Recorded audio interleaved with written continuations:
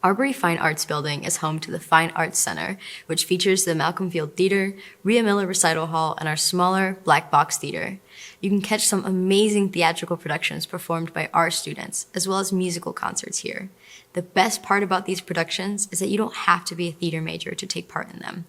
Any student is welcome and encouraged to join the theater department to produce shows. These stages aren't just for plays and musical performances, though.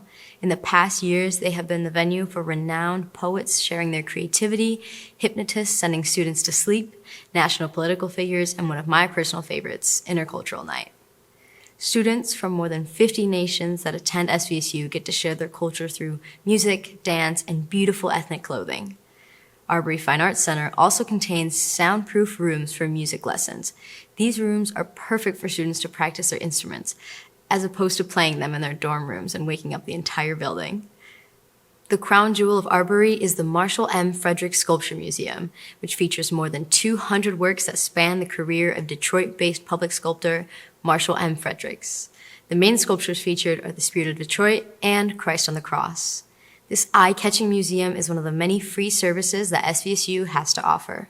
Also in Arbery, you will find the university's art gallery, which is host to traveling art exhibitions from around the world. And each year, SVSU students have the chance to show their works in the competitive student art show. This year, nearly 59 students had works featured.